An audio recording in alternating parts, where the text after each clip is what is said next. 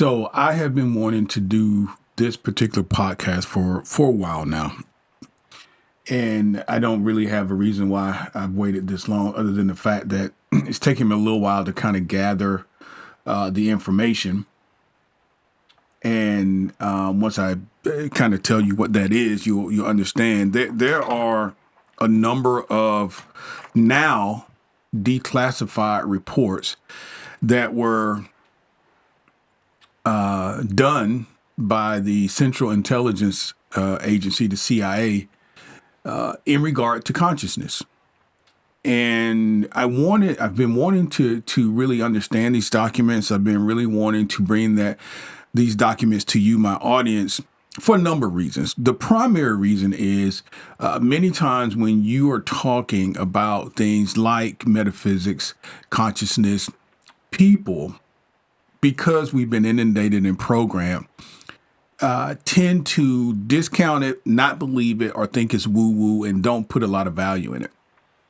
And in some ways, maybe many ways, by demonstrating to you that one of the highest agencies in government thought this to be something worth digging into, and the conclusions which they have drawn are very significant.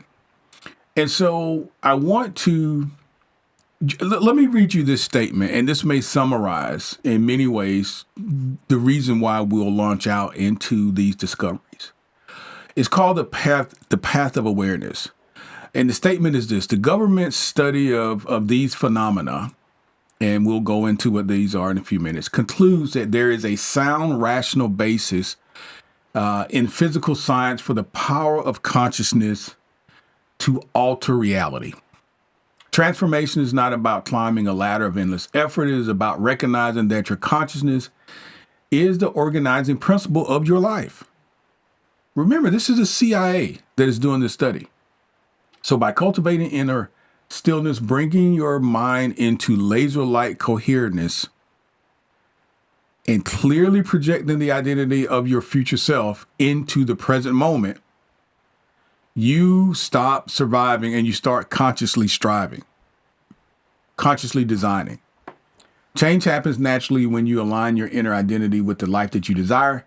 Stop trying to force the change, realize it now. That is a conclusive statement. And again, these are documents that were created from the CIA. Now, again, the reason I want to bring it here is because, one, I want to talk about the documents, and two, I want you to know that there are actual scientific studies to prove what we're talking about actually works, for the purpose of convincing you to try it for at least 30 days, for the purpose of convincing you that if you're in a place where you feel like you're stuck or you don't really know what to do and how can I change my life, here are actual scientific studies that even the government found value in. Even the government said, hey, let's determine if this is real or not. And these are recently declassified. This stuff has been around for a long time. And it's recently declassified. So I'm not sure how long it's going to take for me to go through these, but I wanted to bring you in some way, in part, some of the content, just to kind of wet your whistle as it relates to what's out there. So let's jump into it. Thank you guys for hanging out with me today on the podcast. I'm just going to kind of get right into it, and we'll rock and roll. The architecture, the architecture of consciousness, declassified insights of the power of the mind. So in 1983, the United States Central Intelligence Agency, the CIA, declassified a comprehensive report titled Analysis and Assessment of Gateway Process. Again, analysis and assessment of gateway process. Let me stop right here. Before I get into this, I'm going to name the actual studies. I am going to report to you the actual titles of these documents. Why?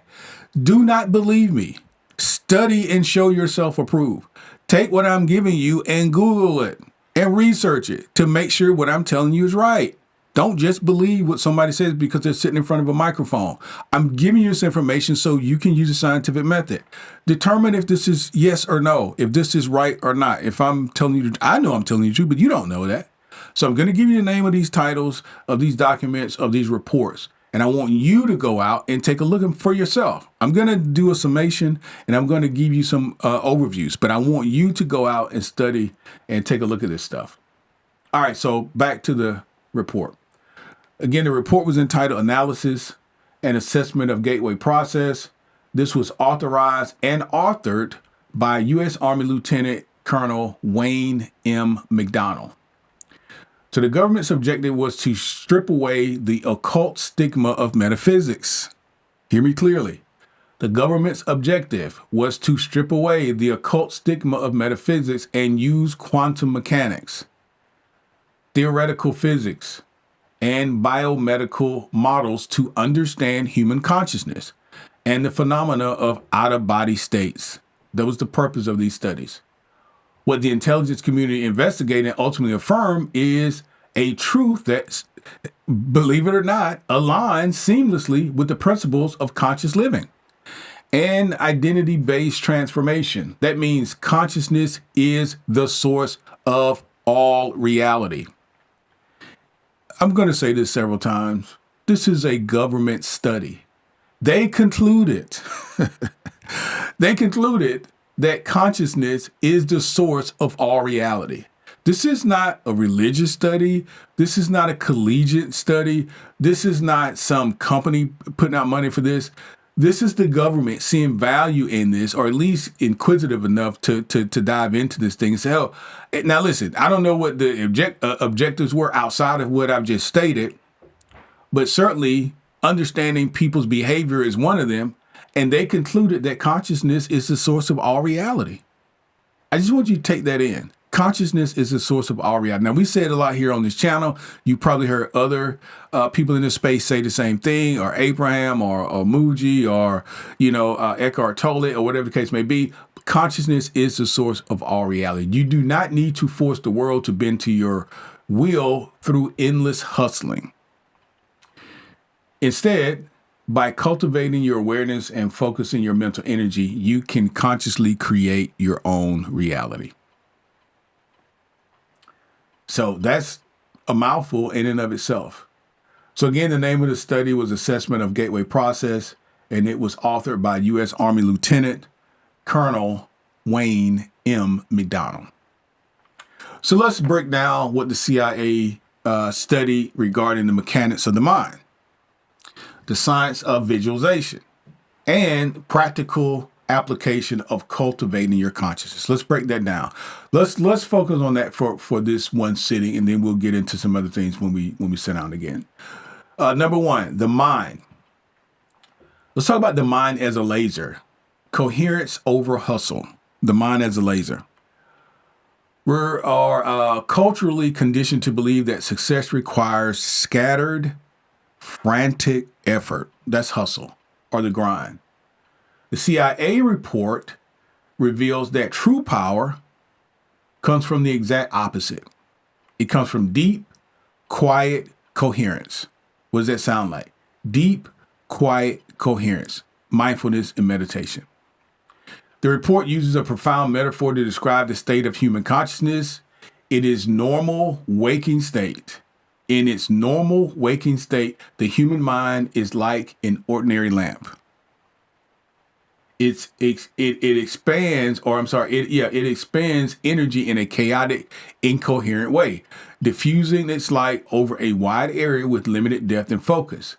This is the equivalent of living in a reactive, survival-based state. However, through techniques like the Monroe's Institute HemiSync, H-E-M-I sync, this is hemispheric synchronization. That's what the abbreviation is for. The brain can be trained to align the frequencies of its left and right hemispheres. If you've ever listened to what is his first name? His last name is Donahue. I'm gonna have to feel. Oh man, I can see it because I follow someone on TikTok. They post something on Donahue every day. But he talks a lot about this in terms of metaphysics and synchronizing the hemispheres of the brain. When the brain achieves a synchronization with the right and the left, the mind acts like a laser. The energy becomes a disciplined, concentrated stream of energy. The energy becomes a disciplined, concentrated stream. By shifting from a chaotic state of doing into a highly coherent state of being, your mind accelerates to higher vibratory levels. Frequency, capable of interacting with the universe in profound ways. Let me say that again. By shifting from a chaotic state of being, chaotic state of doing, just a chaotic state, by shifting away from that state into a highly coherent state of simply being, your mind accelerates to a higher vibratory level, is capable of interacting with the universe in very profound ways. That is the mind as a laser, coherence over hustle. Number 2 is the holographic universe and your identity. The holographic universe and your identity. You have heard many people talk about the matrix, and we live in a matrix, and nothing is actually real. And obviously all you have to do is look on a microscope and see that nothing is actually solid. Everything is consciousness. I do not believe that things are a possibility. I believe that everything resides in your consciousness. You are imagining everything. And you're even imagining the fact that you're not imagining it to make it seem real to you, but ultimately you are God. And of course, you're hiding from yourself. The holographic universe and your identity. To understand how your thoughts shape your life. The CIA document delves into the physics of the universe. So science reveals that solid matter does not truly exist. What did I just say? You gotta just look under the microscope. There is nothing solid, including you. Nothing is in a resting state. Zero. Wood, cement, brick, I don't care what you think that is solid. When you put it under the microscope, nothing is solid. Instead, everything is composed of oscillating energy grids. The holograph. The universe itself is an incredibly complex hologram of interacting energy fields. Again, the universe itself is an incredibly complex hologram of interactive energy fields. Your mind, according to the report, is also a hologram. It attunes itself to the universal hologram to deduce meaning and achieve what we call consciousness. So the universe is a complex hologram. Your mind is a hologram. They speak to each other. And between the two, something called consciousness arises out of that. This means you are not a physical body trying to force a physical outcome. You are not a physical body trying to force a physical outcome. You are an energy field. You are energy. You're an energy field interacting with the larger energy field. Your reality is a direct reflection of the frequency and altitude of your consciousness, your awareness, your level of awareness, the frequency that you're on. So when you struggle, when you force, when you hustle, you are vibrating at a frequency of lack. To change your external reality, you must first change your internal energy or energetic identity. In order to change your external reality, you must first change your internal energetic identity. That's number 2, the holographic universe and your identity. Number 3, patterning. Patterning. The science of visualization and manifestation. And we're going to come back at some point. We're going to get much deeper in these. I'm just giving you overviews for now so that you understand what these assessments were, what these reports actually talked about.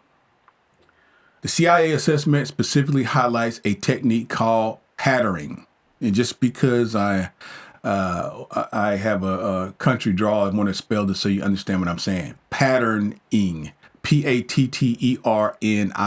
like a patterning. I made a pattern of a dress, a pattern of a suit, patterning. The science of visualization and manifestation. So again, the CIA assessment specifically highlights a technique called patterning, which validates the psychological and spiritual practices of conscious visualization. In other words, you make a pattern of a thing, you duplicate it. Patterning is defined as the use of consciousness to achieve desired objectives in the physical world, emotional or even intellectual fears. It involves concentrating on an object while it in an expanded state of awareness, referred to as Focus 12 in the Gateway program. We'll get to that. According to the report, our thoughts have the power to influence the development of reality in time and space. When you create a thought pattern, you're generating a hologram. Once this thought-generated hologram is established, it becomes an aspect of reality that interacts with the universal hologram to bring about the desired result.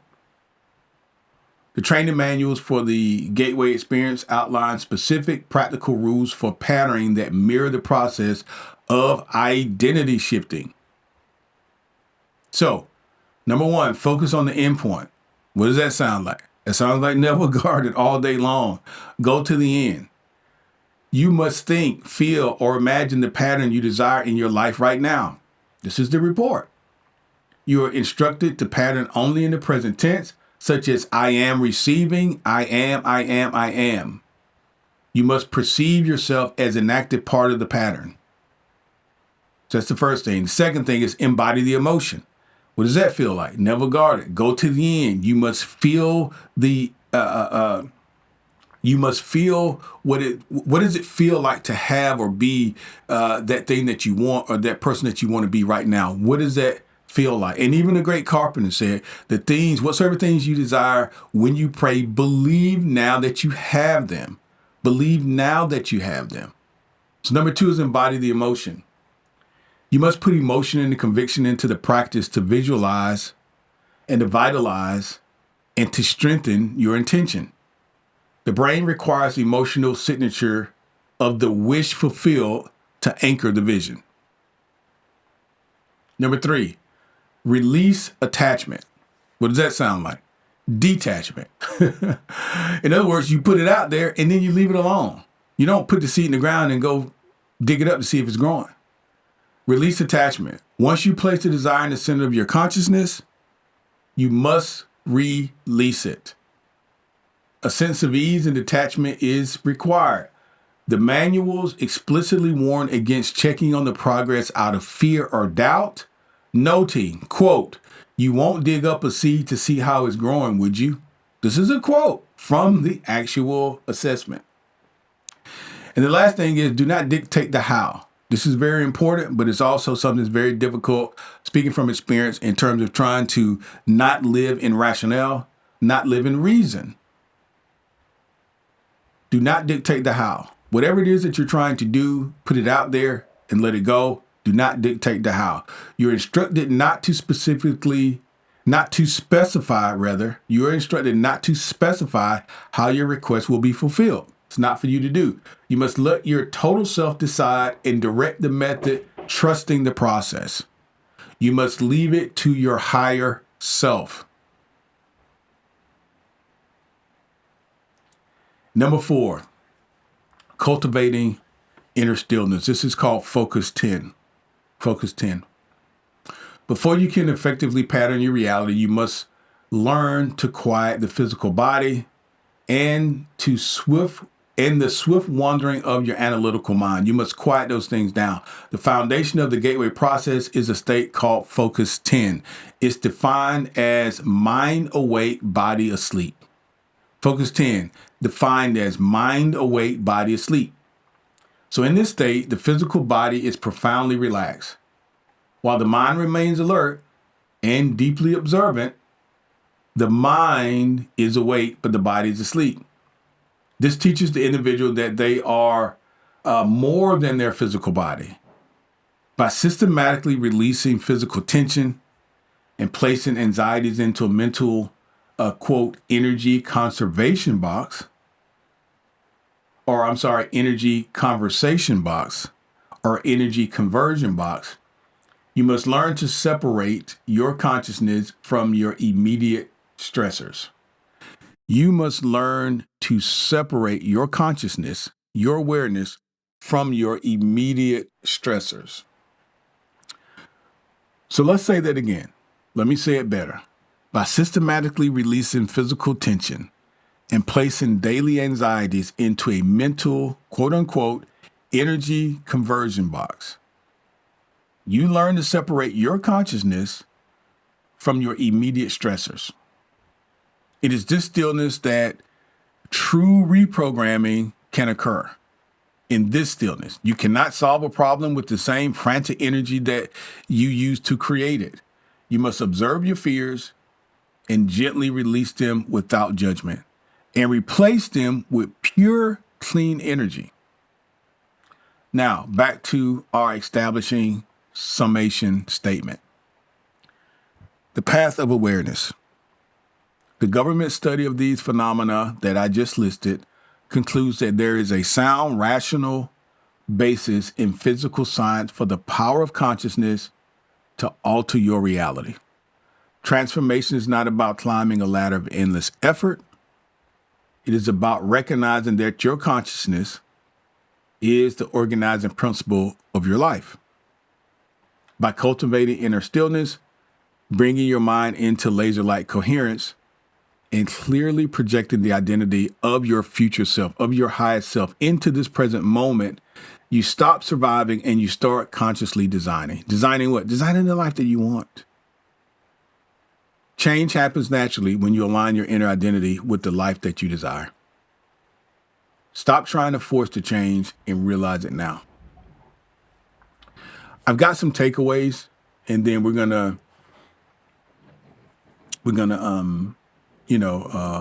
branch out to part 2. But here are some takeaways. The first principle of energy management dictates that full engagement requires drawing on 4 separate but related sources of energy: physical, emotional, mental, and spiritual. Human beings are complex energy systems. Human beings are complex energy systems. They're full of engagement, is not simply one-dimensional. All 4 of these dynamics are critical. None is sufficient by itself, and each profoundly influences the other. So to perform at your absolute best and achieve full engagement, it's necessary to draw energy from each specific domain and to skillfully manage your capacity over all 4. Again, those are physical, emotional, mental, and spiritual. The second principle states that because energy capacity diminishes with both overuse and underuse, you must balance energy expenditure with intermediate energy renewal. Energy is best managed when there is a oscillation between stress and recovery. So while stress in a positive sense forces you to stretch your talents and skills, it must be intentionally balanced with adequate rest. Instead of living life like an endless marathon and pushing for beyond, healthy levels of exertion, you must learn to live your life in a series of sprints. This means fully engaging for specific periods of time and then fully disengaging to seek renewal before jumping back into the challenges that confront you. The third principle and the third takeaway emphasizes that to build capacity, you must push beyond your normal limits. Training in the same systematic way that elite athletes do. This means pushing beyond your usual limits is precisely what builds your strength. Building your mental, emotional, and spiritual capacities works in the exact same way as physical training does to improve your muscular strength or your cardiovascular abilities. So in order for a muscle to grow stronger, it must be systematically stressed and forced to expand energy beyond normal levels before it gives, and then it must be given time to heal. Therefore, stress is not the enemy, but rather the key to growth. Let me say that again. Stress is not the enemy, but rather is the key to growth. You must push yourself in order to grow. The fourth principle, again, these are important takeaways. The fourth principle asserts that positive energy rituals, highly specific routines for managing energy are the key to full engagement and sustained high performance. Creating specific positive energy replenishing rituals sustains and expands your energy, which is the key to recuperating and making your energy reserves fully available to you. Because humans are creatures of habit and conscious will and discipline are the more limited resource the most people realize. Conscious effort cannot be sustained over a long period of time. If you have to think about an action every time you do it, you likely will not keep doing it. Creating predictable, positive rituals is the most powerful means to effectively manage your energy and to ensure that you get intermediate recovery in the service of full engagement. Those are some other key takeaways. Again, I just wanted to bring these to your attention and let you know that there is scientific proof that what we talk about here is real, it works, and it can work for you. Let's give it 30 days, 90 days, and see if we can make a change in your life. I'm telling you, if the federal government took time and money and energy to invest and found and documented and now have declassified these, which means at one point it was classified information, now have been declassified, we all should know that this information is out there and it is not only practical, but legitimate in terms of its ability to affect our lives in a positive way. And that's why you listen to Rethink Podcast. We want to bring things to you that perhaps you did not know in a way that you have never heard, in hopes and trusting that you can make a decision that will affect your life for the better moving forward. I trust that you've learned something today that you haven't, that you didn't know before. And I want you to come back and hang out with me again. We're going to dig deeper into this and talk about some additional benefits that these studies can provide to us in our day-to-day living. Thank you so much for hanging out with me today. I'll talk to you soon. Thanks.